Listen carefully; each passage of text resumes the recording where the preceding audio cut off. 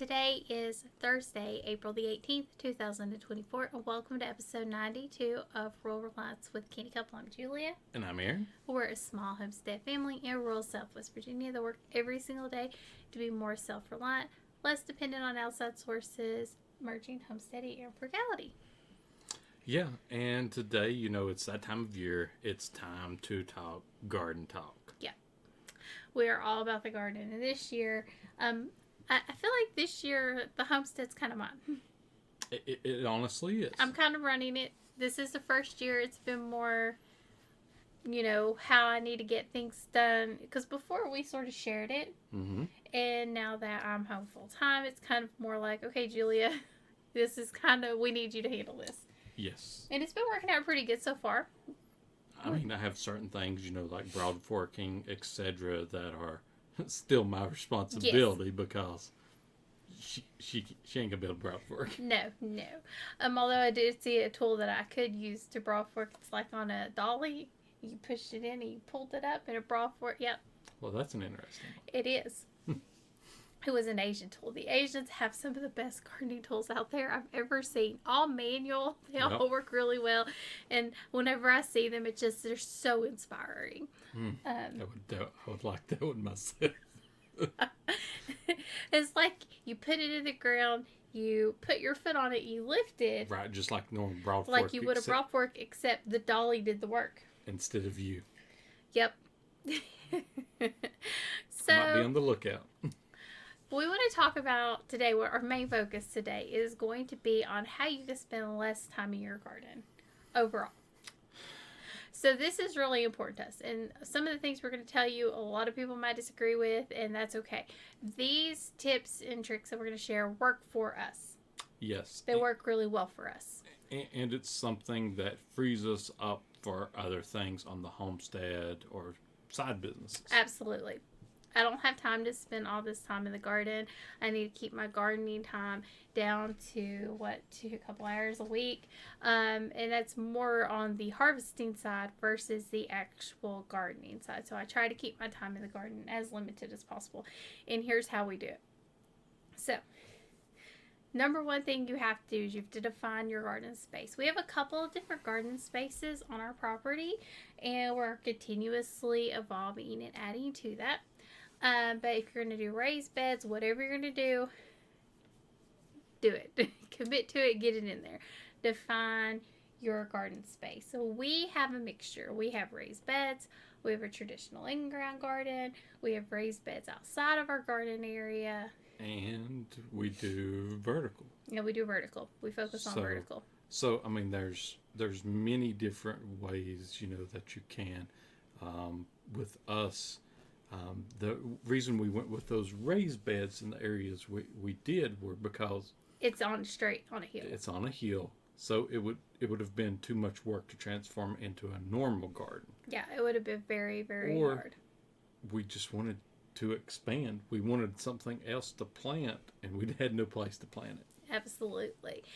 Or it makes sense because we put the beds around the chicken coop because it made a lot of sense to put them there. Yep. It really did. The beds around the house, they just made sense. Now, I will say one thing. It's not on my list, but this is so important. If you have an animal problem and you're trying to get rid of it, go ahead and invest in the fencing. Don't fool around with all the stuff. Just go ahead and do the fencing. Do it. You're going to spend so much time and energy over the next 3 years trying every method. Just go ahead and do the fence. Get it over with.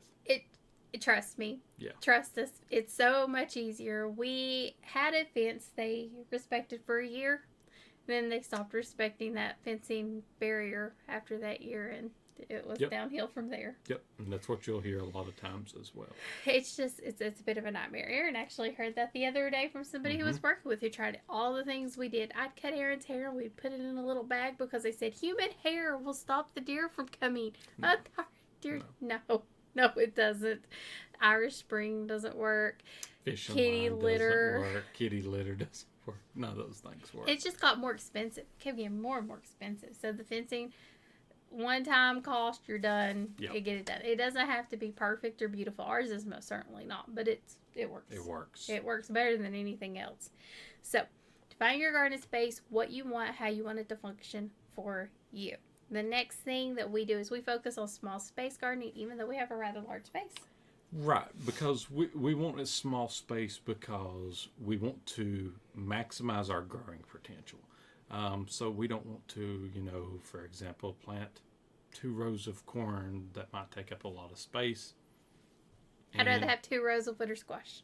Exactly. We actually got asked that question. They're like, during our pantry challenge, they're like, where are all the fresh fruit vegetables? And I was like, well, we're still eating squash that we put away because it's what we do. Right. We put away all of these foods. And that squash, we actually had, what it was the end of March, 1st of April? It was. We made it to the end of March. And then I finally had to cook it off. With winter squash from the fall. So ended up with 19 more 2 cutbacks. Yeah. Something like that. So quite a bit more. And that's I felt like was a really good haul for us. It was. It was an amazing haul. So I felt really good about that. But that small space gardening maximizes our potential. We really focus on the foods we like to eat. That's another tip. You focus on the foods you want to eat. I understand experimentation, but don't make half of your garden experimentation. Right. We've tried that before. We've done a lot of experimentation. Maybe you have one experimentation raised bed and you try like 2 things in it, and switch it out every year. If you like it, put it into the garden space. That's what we did with the eggplant. We had the eggplant and lettuce, and it worked out well. We just didn't like the eggplant. We didn't like the eggplant. We did not like it at all. It was not for us. So, on our garden, in our homestead, our focus is the homestead. It really is. It's where we put all of our effort, all of our energy, and that's where we want to put our focus. Instead of being in the garden all day, weeding, and being in control. Right. So, Hoss and Nancy. Yes. Their garden is like what everybody wants their garden to be. You never see a weed. You never see anything. I'm going to tell y'all, that's not us. Right. We're going to have weeds. Yep. We're going to have stuff in the garden. We are. I mean, we try to limit as much as possible. We do use for a lot of our weeding, we do use a lot of Hoss tool stuff. Mm-hmm. We use the wheel hoe, But a lot of times it's a bucket, a pair of gloves, and you're pulling and going. Well, yeah, but then I don't know what you call the Hoss tool one where it's like triangle shaped, when it goes underneath the ground that I use all the time. Oh, that one hoe. Yes. It's like it almost looks like a shovel, but it's not, and it's got like teeth on it. Right, that one there is really good. It is, especially if you have. And you don't have to bend over. If you have, because it's long handled. If you have really long rooted weeds, like we have these really viney things that you can pull the top of it off, but then you'll keep pulling and pulling. You'll pull 10 feet of weed, or something like that. It can really spread on the property, and that one really works really good to cut it out. So we really want to focus on spending as little time in the garden. Now, we spend a lot of time on the front end prepping. We really do. We spend a lot of time on the front end, probably a lot more time than other people do. But it saves us more time throughout. It does. It really does. So let's talk planting. So planting, we do in-ground sowing for the majority of our squash, and we do transplants for our tomatoes and our peppers and things like that. We've tried growing not from seed by plants for squash and stuff, and we've found that it doesn't work as well as just planting the seeds in those instances. And I'm going to show you how our squash plants got so big, because last year was sort of an experiment for me for our summer squashes, and we had never had them grow like that. No. Mm-mm. Never. They turned into a jungle. And this year I'm adding another row in the middle, and it's going to be an even bigger jungle. So squash plants we do in a hill. We do not do in a row. Before, around here, it's what you saw. Everything was in a row. You just plant in a row.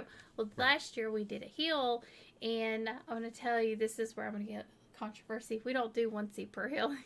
I do like 10 seeds per hill. And I've had great germination rate that way. If I do 1 or 2 seeds per hill, I might not have any germination through half of my rows. That's what we've had before. So we would have a few germinate and a few not. Especially some of these seeds, I feel like germination rate, they say is higher, but it seems like it's getting lower. Well, a good example is the Blue Hubbard. It's only got like a 40% germination rate to begin terrible. with. It's terrible. So, I mean, you have to put down more seeds than normal in hopes of getting those 2 vines. And when we're planting, especially when we're doing sowed seeds, hill or not, we tag team. So we both have roles that we do. So I will make the initial furrow, the initial holes. I have Aaron come back behind me, dig the furrow deeper, dig the holes a little deeper. And then I go back in with whatever we're putting in. Biochar, rock dust, whatever we decide to put into that hole and the seeds, Aaron comes back and covers. Yep. I feel like we've gotten this process down to a point that we just go. Yeah. Like, it takes us no time to put seeds in the ground. We can get seeds out quickly. So having a good process, having a team to help you kind of do it, especially where, like, I can have Aaron deep in that hole. It's not as hard on him as it is on me. He's got more muscles than I do. It's just what it is. And I can dig that furrow deeper. I can dig it deeper, but it doesn't take him as long. And then I'm working on another project while we're doing it. I'm getting out the seeds. I'm getting everything ready and prepped to go. So we're tag teaming it. We're leaning in towards our strengths, not our weaknesses. Yeah. And we're making the most of the effort we have. We have invested in tools, like Aaron mentioned, Haas. This is the thing. We've invested in the tools that are going to make our life easier. The wheel hoe is one that we've invested in. Mm-hmm. And one of the ones that we had there to better our holes. It's like a hand plow that you pull behind yourself. The furrows. Instead of hooking it to a mule or a horse, it's got a long handle for you to do it. We've invested in that special type of hoe from Haas. We've tried some of the other specialty attachment type ones from Never Sink Farms. I think if you watch their YouTube, you'll know what I'm talking about. We use some of those.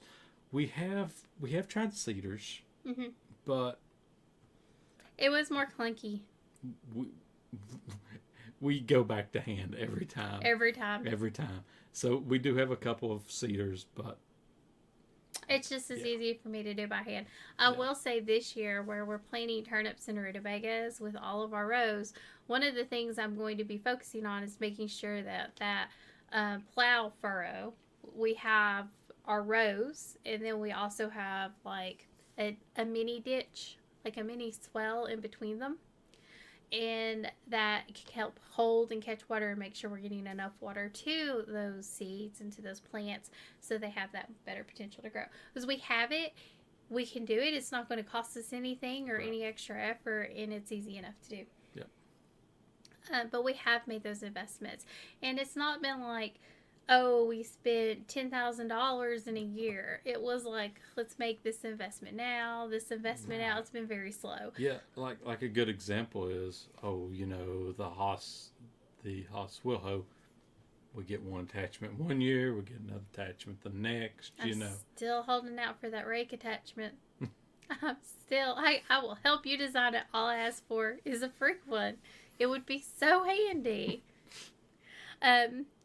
So the next thing is weeding. So we just talked about it. But what we do is we only weed till the plants become established. Once they outgrow the size of the weeds around them, I will pull some, but otherwise, it's just sort of you go on now. We're done with you. But what I am going to do this year is I do think I'm going to throw a cover crop in between our rows where we walk our pathways, like clover, something like that, to help feed the ground. That's a good idea. Just sort of like we was watching from William on permaculture consultant. That's what he has the clover actually around his, though. But you're just going to put it in the. Well, I'm going to do that, row. except for like the squash and zucchini where we're doing that way. I could put it around That's those true. and just kind of let it really feed the soil back. And then whenever we're ready, you can just till it back into the ground at the end of the year. Yep, that's a good idea. And where they're nitrogen, like clover's nitrogen, that should help feed from our nitrogen perspective as well. Absolutely. Because when we tested our soil, we had nothing. Yeah, it's been a few years back. We had nothing at that time, so we've tried to amend it many ways, and we're always looking for hands-off ways to do it. So this to me seems very hands-off. It'll help control a lot of the weeds in the rows. To me, it's a win-win situation, especially and definitely in our pathway when we walk in. That tends to be the thing. Like that's one of the places it gets the worst. We've put buckets around another area that gets really bad up along our fence row. That's how we're doing our peppers and tomatoes this year, because we had the peppers. If you saw a video out in our garlic bed afterwards last year, but the deer decided to eat the hot peppers. So we're gonna put them in the garden in the buckets, and then the tomatoes, trying those in the buckets there. Plus we have a little that we'll probably put beside the house still, right? Yes, they do so good over there, and we really never had a problem with anything getting into those tomatoes. They just kind of do. And we have bigger issues with sweet potatoes. That's the thing they will go for. If there's a scent of a sweet potato, they find a way to get to it.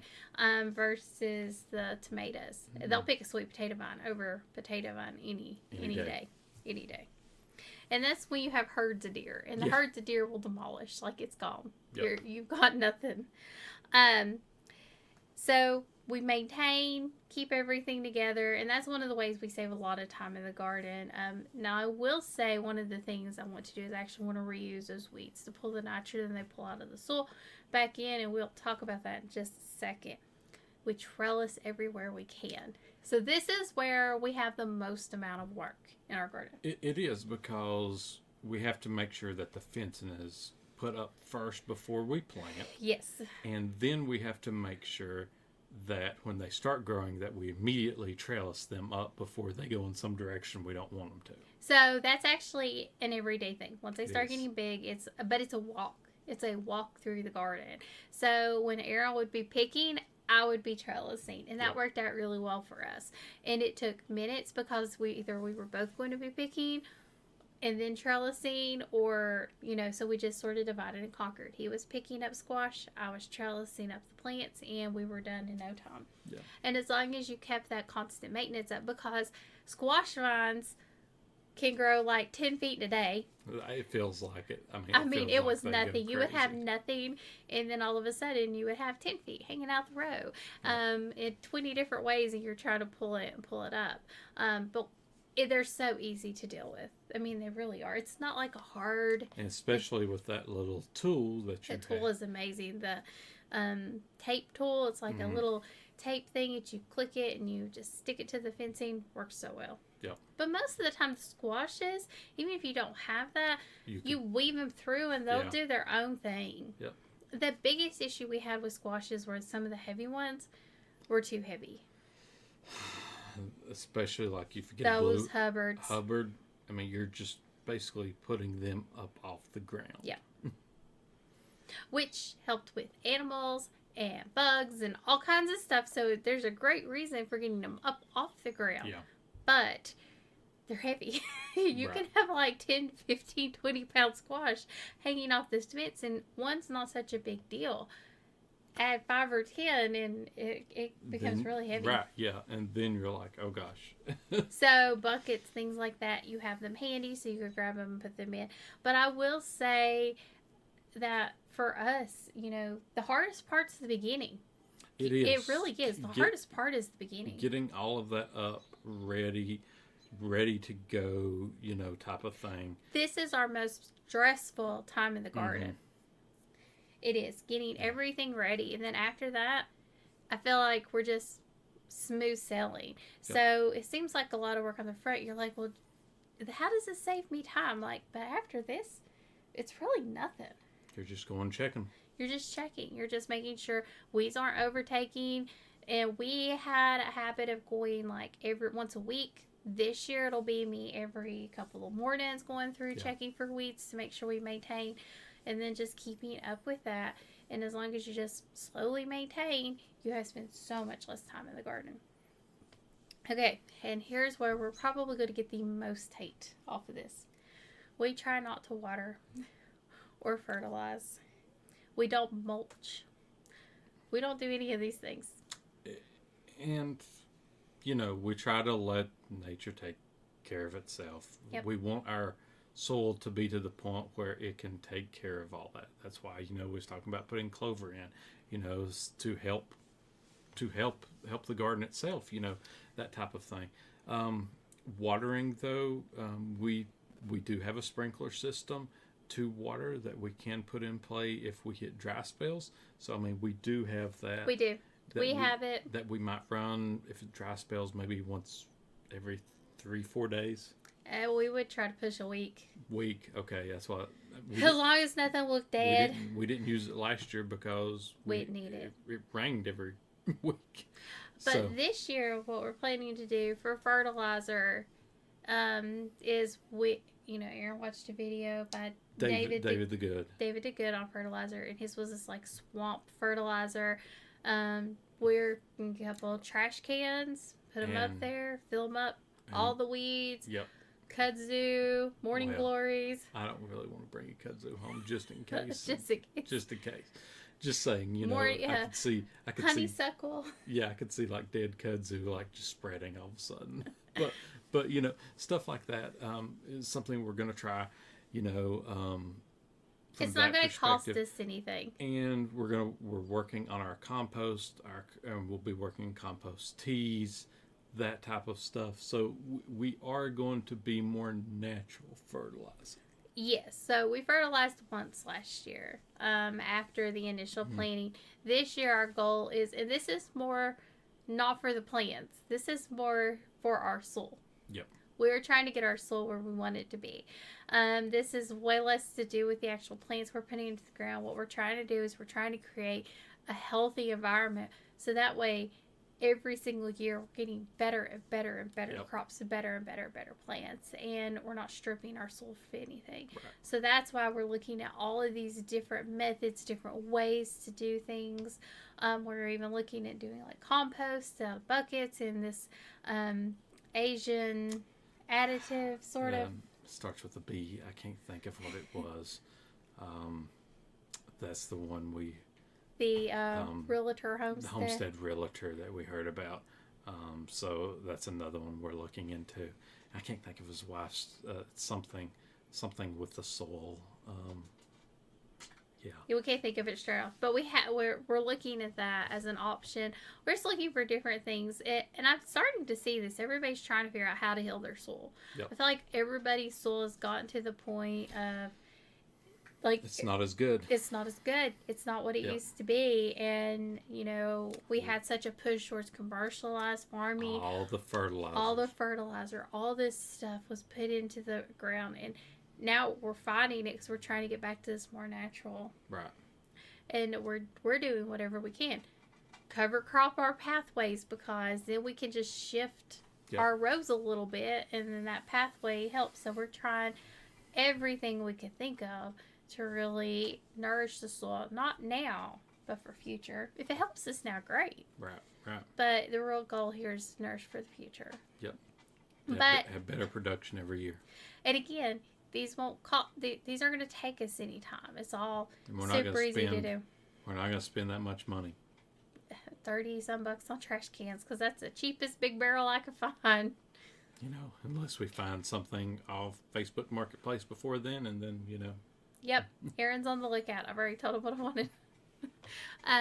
But yeah, so what do you think is the best thing that we do to save us time in the garden? I will say it's probably from the planning perspective, because we do plan it all out beforehand, and we're like, okay, this is where this is going. This is where, like, we're never out there trying to look and figure it out when we're planning. No. We already know how it's going to be set up. Yes. I would say this is our busiest time. Like when we look at everything we have to do, this is the time where I feel like the most stress. And I feel it right now because there's just so much going on, and we're trying to clean up before everything starts to come into bloom and bud, and then we have Yes. all of these trees and things that Which we haven't even said anything about that yet. are. So, Well, we got a video to do too, well, we'll so do a look for that. video on it. You know, when we said we thought our apricots got bit and we thought they lost all the fruit. No, no, they did not. And I'm talking hundreds, maybe thousands of apricots right now on them. Plum cots, plums, peaches, Maybe kiwis. maybe kiwis. We've got so much coming right now, and we have been jumping for joy. I am right now until it all starts to come in, then I might cry Yes. because this will be stressful. Yes. But this is why we do this. Right. Because I need that time when these things start to ripen. I cannot be spending all my time in the garden. Yep. I just cannot. I need my garden to really function without me with minimal effort. So I can't spend more than an hour a day in the garden, and that's mostly for picking.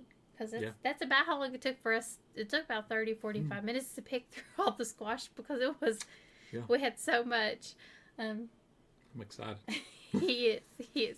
Well, the squash, we struggled with zucchini and we everything. did first few years. We had struggled so bad, but last year, and he thought I was nuts trying it this way. He had a look on his face. You're doing what? I said, let's just try it, see what happens. And we had a jungle of zucchini and yellow squash. It was amazing. Yeah, it was. I mean, bigger than any plants I had ever seen. Mm-hmm. They were massive. And we were getting so much fruit from them because we pull them so early. We don't let any go big because we want them to keep producing as long as possible. So that's the biggest maintenance thing we do, is we're constantly checking and pulling to make sure everything's moving. That we don't do, but otherwise, our maintenance is limited. So set your systems in place, keep it minimal as much as you can, and put your hard work at the beginning when you have the time you could put towards it. So you can take your other time to harvest all your crops and put them away. That's where we put our focus. Yep. I really feel like it works. Like, again, this is our hardest time, is getting the fencing up, getting everything situated, knowing what type of fencing needs to go with what plants. Yeah. So that's something, like I've got to get Broad Forking to get us ready to plant probably next week. Yep. Is when we will be planting. So that means we've got to get all the fencing up, all the fences in. Lots of work. Take off work just to. I asked specifically for him to take off a few days to help me. Just the garden. Just the garden, just to help me get the fencing up and everything. Because then I could plant after. But, I mean, we try not to. We really do try. We'll try to get it done then. Yeah. That's the goal, especially like transplanting, because normally most of my homestead work is in the afternoon. So planting can't be in the afternoon. It has to be in the evening. Right. You never, ever put a you will kill it. Kill it. It'll kill it every time. So we found that out the hard way. We did that. I will say one of the other things we do that we didn't really mention is we do utilize shade cloths. We do. That does help too. It helps keep it cooler. That is one of the reasons we don't have to water it as much. Right. And where we have our garden, there's no shade. Mm-hmm. So, you hear about this more in places like Arizona. Yeah, I don't remember what percentage we used. Do you? It's high. It's like 40. I was thinking it was 30 or 40. It's 40. It's 40%. But it really doesn't take like 40% of the sun off, but it does provide relief. And if you are fair skinned, it is very nice to get underneath that shade. Or if you burn easy. If you burn easy, having that extra shade helps so much to keep you from burning, because I will tell you I'll have Aaron in the sun doing the weeding, and I will be underneath the shade cloth doing the weeding, because it does make a difference. We also use it for any animals, anything like that. They get shade cloths where they get the hottest part of the sun, and it helps so much, so much. And they're cheap. And they're so cheap. They're replaceable. Yep. They're so replaceable. Well, you got any final thoughts? No. Well, I just cannot stress how important it is to put your hard work towards the front and your easy work towards the middle and the end, especially if you're the homesteader, the harvester, the preserver. If you do all of it, Yeah. make sure you're looking at your timetables, because I think a lot of people, especially homesteading, we don't look at that, and we fail to see, like, oh my god, I got all this work to do, and something starts to fall. Yep. And I feel like our garden really wasn't as bad of a jungle as it could have been last year. Definitely not. It wasn't. We did not do any weeding or anything. We were bad last year, just with everything going on. But it really wasn't bad. But we'll, making sure we're going to do better this year to, It's been much worse before. It has. It's been way worse before. So I just can't stress the importance of knowing your timing, especially if you have other things coming in, like trees and all these things. That was where we put our energy in first. So now all of our trees are starting to produce. Yep. So we have to plan everything out. Yep. Yep. I will say mine is just, find ways to extend your garden space in small areas, from vertical to raised beds to, maybe a green stalk vertical planter. Try to get as much food production in as you can. Vertical does not have to be a cattle panel. It doesn't. It does not. You can use a 50-foot long fence that you get off of Amazon for $50 or less. Yep. That's okay. Yep. It does not have to be a cattle panel. And I know that's like the idea, the dream, everything. Like, that's the thing you're seeing. It's like you have to have a cattle panel for vertical fencing.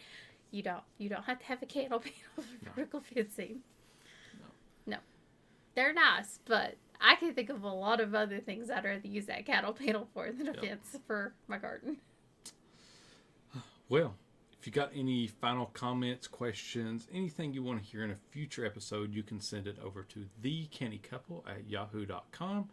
And you can check out our Linktree, which is down below right there at Linktree/thecannycouple, which has links to all of our other content. And he's still learning where everything I am. Sorry. is. And thank you for joining us on Rural Reliance with the Canny Couple, where we work hard, live simple, and enjoy life. Have a wonderful day.